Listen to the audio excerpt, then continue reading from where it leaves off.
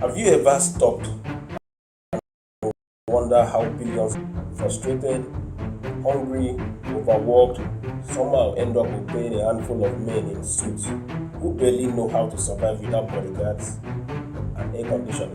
Have you ever wondered that? Not just obeying, but defending, worshipping them, voting for them, dying for them. It is one of the most absurd yet most consistent reality of modern life. If you know the men, not with better ideas or better hearts, but with sharper tools, and most people don't even realize it's happening. Everywhere you look, from Nigeria to the US, from Cairo to Caracas, a small elite, usually less than 1% of the population, control everything that truly matters. The money, the law, the land, the guns, the schools, the hospitals, the headlines. But they don't just control these things, they control the very frame through which the rest of us sees the world. That's the trick. That's how power survives. It doesn't need to kick down your door, it just needs to program your mind. Make you believe the system is natural.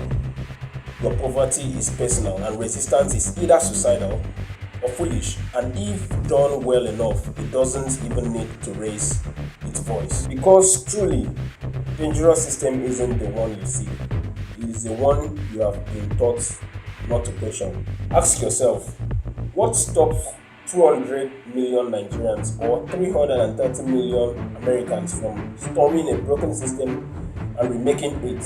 What stops the unemployed graduates from seizing the office where policies have been rewritten to keep them unemployed? What stops the market woman, the teachers, the factory workers from raising up when the cost of living climbs but wages stays frozen in time? What stops them? The answer isn't just fear, it is design. Power doesn't just sit at the top, it designs the ground the rest of us walk. And it starts with the myth we have all been fed, that number equals power. They don't. A million people marching without structure is just noise. But 10 people with strategy, coordination and funding, that's a regime, that's a cartel, that's a ruling class. That's how they few win.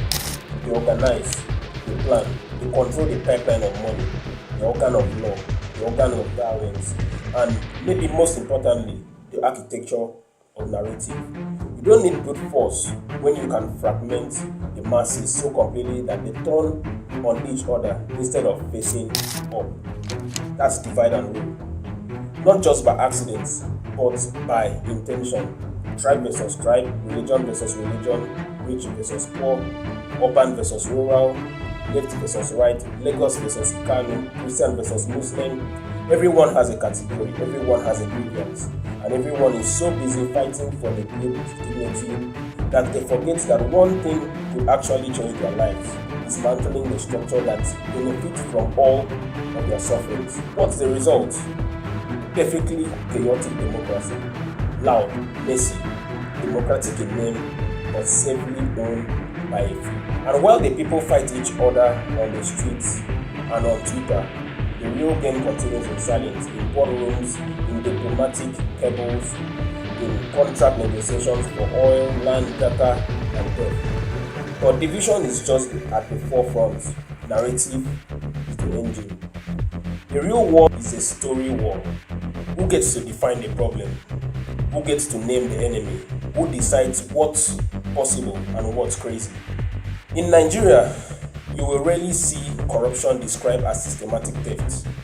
It's repackaged as mismanagement, a few bad eggs, or the enemy of progress. In America, billionaires are not oligarchs, they are job creators. In Brazil, the frustration isn't murder, it is development.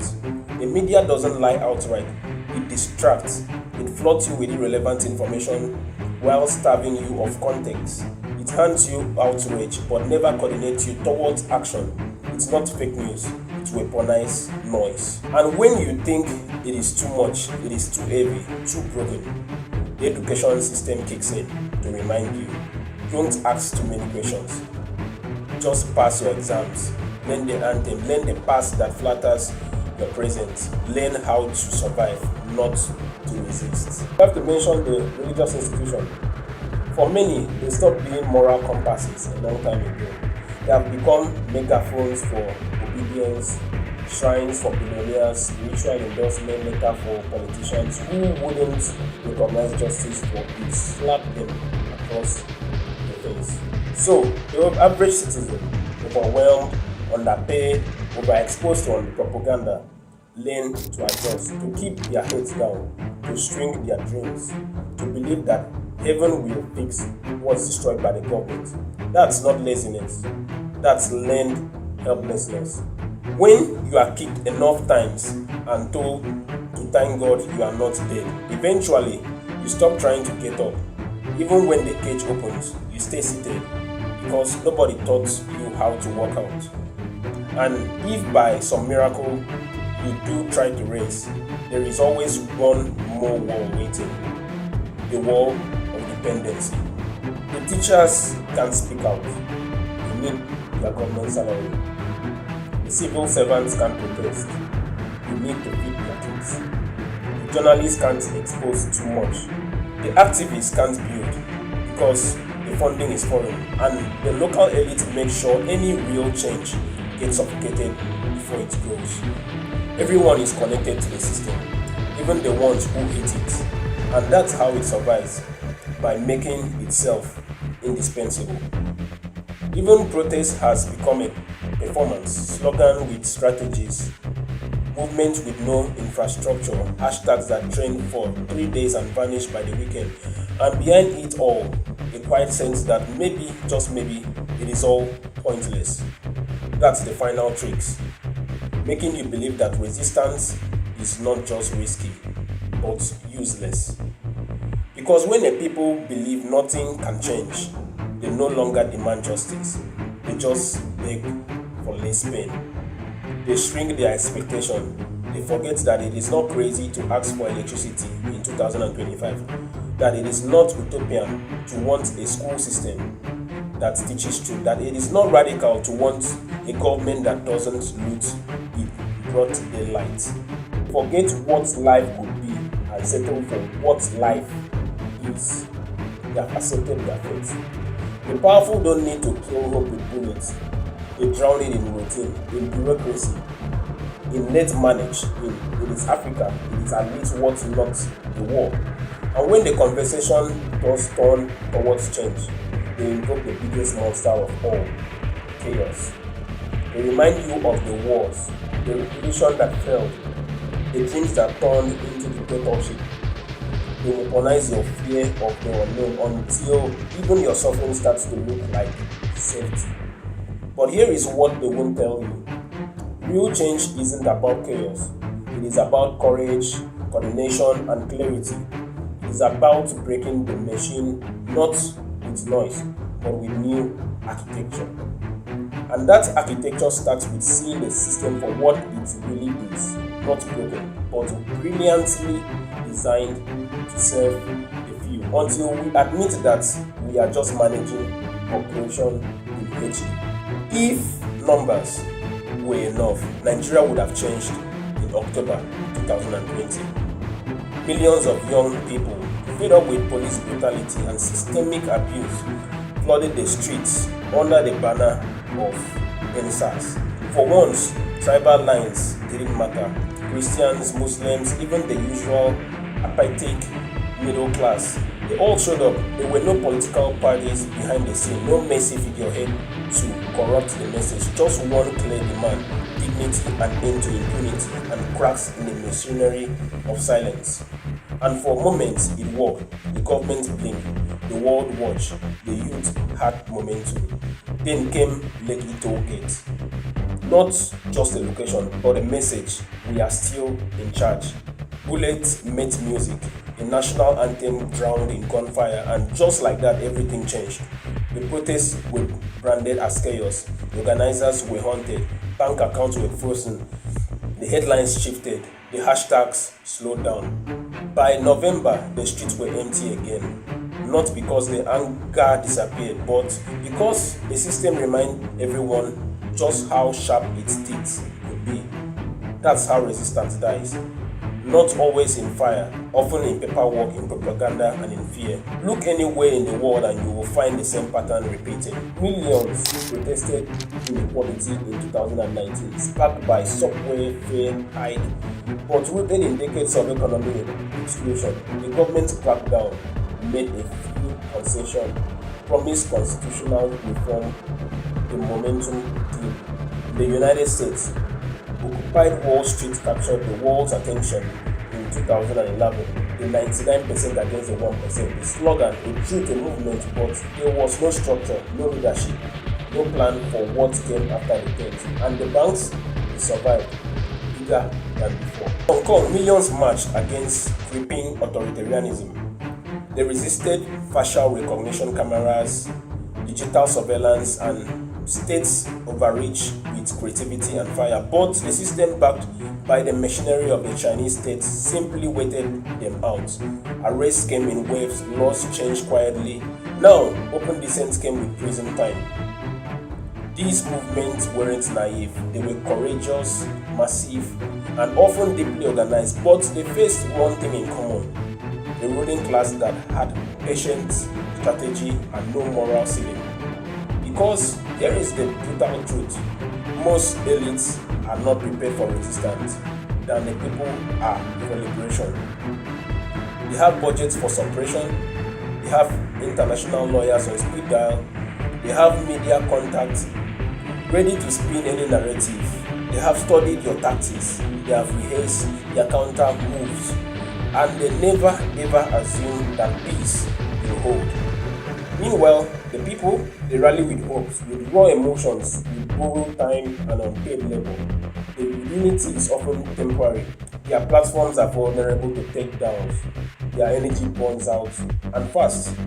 And without deep infrastructure, school of thoughts, trusted leadership, parallel economies, secure communications, independent financing, the uprisings collapse in memory.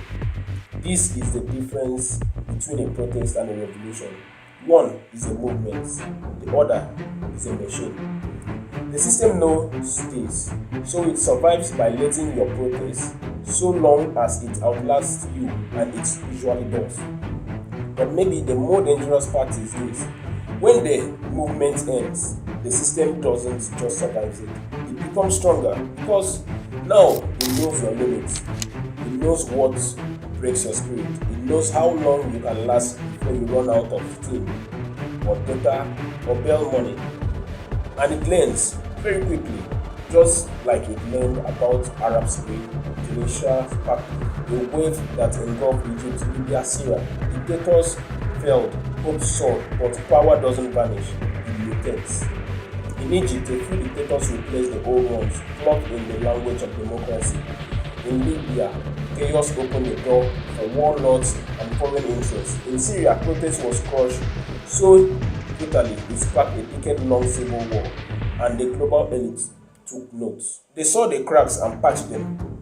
They tightened surveillance, strengthened law against terrorism, that's real activism, poured money into new media campaigns. They didn't just suppress the rebellion, they vaccinated themselves against it. It does that leave the average person. It leaves you trapped between two hard truths. The system will not change until it is forced to. Most attempts to force change fail, not because the people are wrong, but because the people are outgone. And yet, movements still matter, because every now and then something breaks through, not because of numbers alone, but because someone or some group played the long game. That's what the South Africans did with the ANC under apartheid. Not just protesting, but building ceilings, alliances, international pressures, internal education. It took decades, but it worked. That's what the Zapatistas in Mexico did. Not overthrowing the system entirely, but carving out zones of autonomy, rejecting non-liberal logics, creating their own schools, justice systems, and economies. That's what Kurds in the northern Syria attempted, building democratic councils, radical gender equality, and grassroots militia in a region most assumed was doomed to warlord and dictatorship. Each of these examples had one thing in common. They didn't just protest against the machine, they built outside of it. And that's where real threat to the ruling elite begins. Because protests they can crush, elections they can rig, but new structures, new ways of living, thinking, organizing, that's existential. Because it proves something terrifying to them, that the people no longer need them. Imagine a community that outgrows its own food, teaches its own history, settles its own dispute, runs its own energy, elects its own leaders, and does so without waiting for state permission. That's not just resistance, that's rupture. But here is the catch. Building new structures takes time. It takes painful patience, it takes planning, coordinations, and security. And in a world moving at the speed of distraction, most people don't want to build, they want results now. So the question becomes, what are we willing to invest to become ungovernable? Not in the sense of chaos, but in the sense of dignity, of not being defined by what oppresses us, of not waiting for the next budget, the next candidate, the next UN report, of designing life on our own terms, slowly, carefully, and deeply.